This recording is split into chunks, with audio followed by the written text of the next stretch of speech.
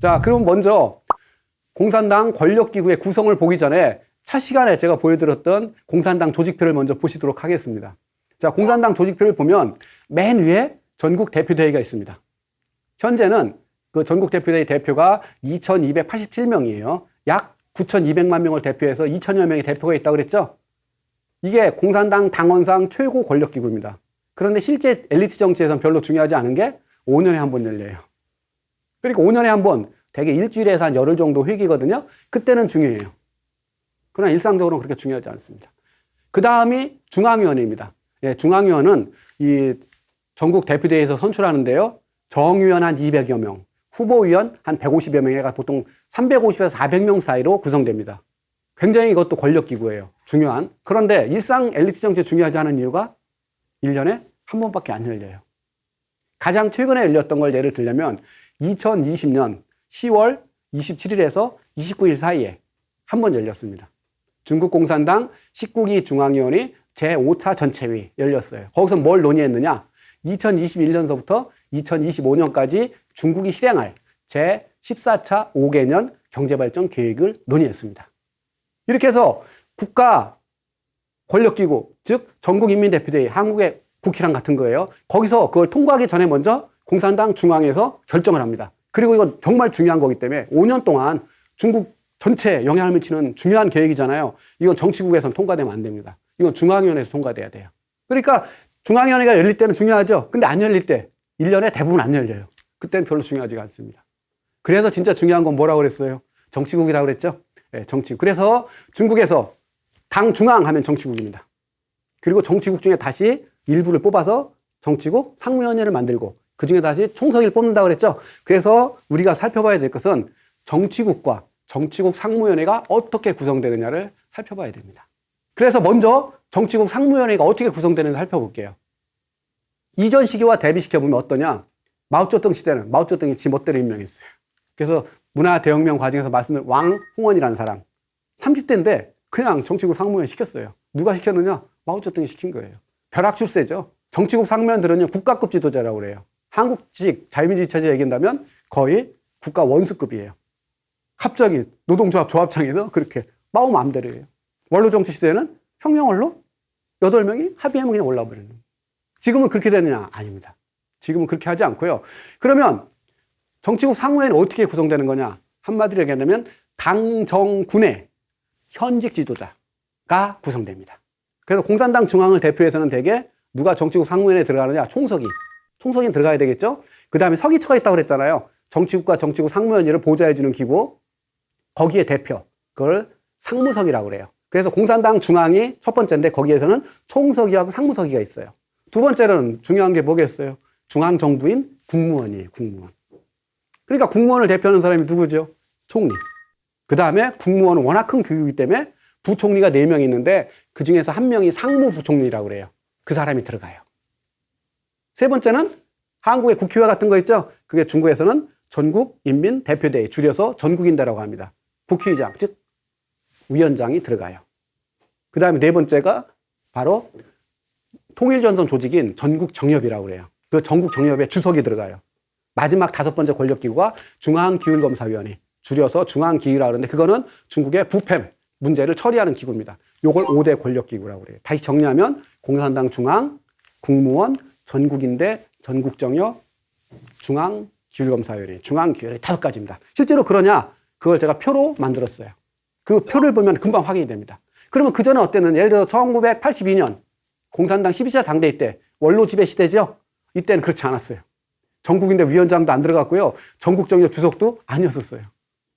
서기처 상무서기도 정치국 상무위원이 아니었어요. 왜 그랬겠어요? 원로들이 차지해서 그래요. 원로들이 들어가면서 저런 실무 책임자를 안 맡은 거예요. 그러나 1992년 14차 당대회 때부터는 아니에요. 이걸 통해서 우리는 분명히 알 수 있어요. 아, 이건 집단지도 체제를 하기 위한 그런 식으로 구성되어 있다. 즉 당정 권력기구의 현직 책임자들로 정치국 상무위원회가 구성되어 있다라고 판단할 수가 있습니다. 굉장히 중요한 거예요. 그러다 보니까 이렇게 당과 정의 책임자들로 구성되어 있다 보니까 역할 분담이 분명히 돼요. 이걸 뒤에도 얘기가 있지만 미리 말씀드리면 집단 지도가 운영되는 원리가 있어요. 그거에 최초로 그 원리를 공산당 당원에 규정한 거는 1956년 공산당 8차 당대회 때예요. 뭐라고 그 얘기를 했느냐면 집단 지도와 개인 책임 분담의 결합 원칙 이렇게 얘기합니다. 두 가지로 구성돼요. 우선 집단 지도. 무슨 얘기냐? 중요한 문제는 개인이 결정할 수가 없어요. 총석이라도 할 수가 없어요. 어디서 해야 돼요? 진짜 중요한 거는 중앙위원회. 조금 덜 중요한 건 정치국. 일상적인 사소한 것들은 정치국 상무위원회에서 집단적으로 결정하는 겁니다. 개인적으로 결정하는 게 아니에요. 이거와 대비되는 것이 수장 책임 제도라고 그래요. 이건 정부하고 군은 수장 책임 제도예요. 예를 들어서 국무원, 중앙정부. 그럼 국무원 어떠냐? 회의 열어요. 국무원 상무위도 있고요. 국무원 전체위도 있어요. 국무원 전체위에서는 장관급들이 다 모이는 거예요. 근데 중요한 것은 총리가 결정해버려요. 대신 책임도 총리가 져야 돼요. 교육부 동일해요. 군도 그래요. 중앙군산에 주석이 있죠. 주석이 있고 부주석이 있고 위원이 있어요. 7명으로 구성됐는데 그러면 회의에서 결정하는 아니에요. 주석이 결정하면 끝이에요. 이걸 수장 책임제라고 그래요. 반면에 공산당은 그렇지 않습니다. 중요한 문제는 집단 결정해야 돼요. 이게 한국 분들이 잘 모르시는 거예요. 시진핑 무지하게 힘이 세다. 혼자 결정할 수는 없어요. 단호히 얘기할 수 있습니다. 우리나라 대통령은 혼자 결정할 수는 많아요. 헌법에 보장된 권한. 근데 총선이 할 수가 없어요. 투표 들어가면 7명 중에 하나예요. 정치국에서 투표하면 25명 중에 하나일 뿐이에요. 이게 집단 지도예요. 근데 동시에 뭐가 있느냐? 집단 지도의 문제가 뭐라고 그랬어요? 그렇게 해놔버리면 무슨 문제가 생겨요? 죽도 밥도 아닌, 아무도 책임 안 지는 그런 문제가 생겨버리죠. 그걸 막기 위한 게 개인 책임 분담의 원칙이에요. 아까 정치국 상무위원회는 당정의 책임자들로 다 구성되어 있다고 그랬죠. 그러니까 그 사람들의 고유한 책임들이 있어요. 그리고 그 책임에 맞춰서 문제가 생기면 본인이 책임져야 돼요. 이게 이제 과두제의 딜레마를 해소하기 위한 방식이에요. 그래서 정치국 상무위원 7명 구성됐다고 그랬죠. 그러면 맨 먼저 공산당 총서기. 공산당 총서기의 고유한 책임은 뭘까요? 우선 공산당 총서기는 별일 없는 한 중앙군사위원회 주석을 겸직해요. 군사 문제는 총서기의 고유한 권한이에요. 중앙군사위원회 주석 겸직할 때 군사외교는 총서기의 고유한 권한이에요. 그리고 그 전에 덩시아핑 시에서부터 총서기가 맡은 가장 중요한 또 책임이 있어요. 그게 뭐냐? 개혁을 총괄한다라는 거예요. 후야오방도 그랬고요. 자오지양도 그랬고요. 장쩌민도 그래요. 개혁의 총괄. 그래서 총서기의 3대 권한은 개혁, 총괄, 군사, 외교예요. 요거는 총서기만의 고유한 권한이에요. 거기에 문제가 생기면 본인이 책임져야 돼요. 여기서 딱 보는 순간에 그렇다면 이 총서기의 권한이 확대될 가능성이 있겠구나. 왜? 개혁, 총괄이라는 말에 너무 크잖아요. 정치, 경제, 사회문화 관련이 안 되는 게 어디 있어요. 그렇죠? 그래서 옛날에 후야오방하고 자오지양이 서로 약간의 갈등이 있었다라는 거예요. 총서기는 후야오방은 개혁 총괄을 해야 되기 때문에 역할을 확대시켰던 거예요. 그런데 이게 국무원 총리의 역할과 충돌이 됐던 거예요. 왜? 중국에서 국무원 총리의 역할은 경제 관리예요. 경제 관리와 행정. 국유기업 개혁이나 이런 것들 있죠? 이런 게 다 총리의 역할이에요. 근데 그게 개혁에도 들어가잖아요. 이게 문제가 생기는 거예요. 그래서 현재 시진핑 시대에도 개혁 총괄이라는 당대표의 고유한 권한, 공산당 총서기로서 이게 확대되면서 여러 가지 무슨 개혁위원회, 무슨 위원회, 영도소를 만들면서 거기에 총서기인 시진핑이 취임을 하는 게 이게 불법이 아니에요. 합법이에요. 정당한 거예요. 개혁 총괄이 총서기의 고유한 권한이니까. 자, 그리고 그 옆에 있는 서기처 상무서기의 역할은 보좌 역할이에요. 총서기. 그래서 보좌 역할을 세 개의 역할을 맡아요. 조직, 그 다음에 이념, 선전. 예를 들어서 교육 어떻게 정책할 것인가, 방송 어떻게 하신가, 언론 어떻게 이런 것들 있잖아요. 그건 다 상무서기의 역할이에요. 공산당이 이데올로기를 장악하기 때문에. 또 조직 관리 있죠. 공산당 조직. 이런 것도 다 상무서기의 역할이에요. 그 다음에 총리의 역할은 이미 말씀드렸죠. 경제 관리와 행정이에요. 세부적인 관리. 굳이 중국에서는 그런 표현을 쓰는데 안살림을 한다 그래요. 안살림. 이게 지역도 마찬가지. 예를 들어서 베이징시 당서기가 있고 베이징시 시장이 있죠. 역할이 어떻게 되냐. 그럼 베이징시 시장의 역할은 뭐예요? 베이징시의 관리예요. 관리. 경제관리. 행정관리. 이거. 그 다음에 총서기의 역할은 가장 중요한 게 베이징시의 종합발전 계획을 짜고 그걸 결정을 내리는 거, 주도해 나가는 거예요. 아주 단순화시켜버리면 경제발전에 관한 거는 당서기가, 경제 관리 이런 거 매니지먼트에 관련된 건 시장 이렇게 분화가 돼 있어요. 그 다음에 공무원 부총리는 총리를 보좌해 주는 거예요. 왜? 너무 일이 많다 보니까.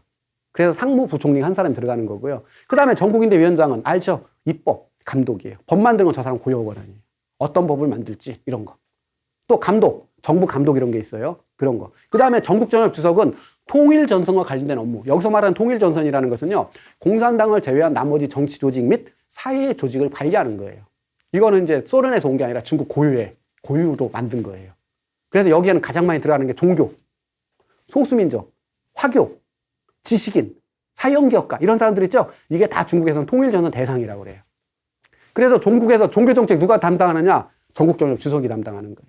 지식인 정책, 화교, 뭐 이런 정책, 이런 거 다 저 사람이 담당해요. 이렇게 해서 고유한 역할이 다 있어요. 하나 예를 들어볼게요. 미국이 계속 지금 중국을 견제하고 있어요. 통상전쟁이 일어나고 있고 대만 문제에 개입하고 남중국 어떻게 될 것인가? 미국에 대해 어떤 정책을 쓸 것인가? 이건 누가 결정해야 되는 거예요? 1차적으로는 정치국 상무위원회, 2차적으로는 더 중요하게 정치국이 결정하는 거예요. 그러면 이 의제를 내서 한번 회의에서 토론해보자라고 제안할 수 있죠? 누가 제안할 수 있습니까? 현재 7명의 정치국 상무위원 중에서 고유한 권한을 가진 사람이 누구라고 그랬어요? 네, 총석이에요. 총석이가 제안하는 거예요. 이거 굉장히 중요하니까 한번 논의해보자.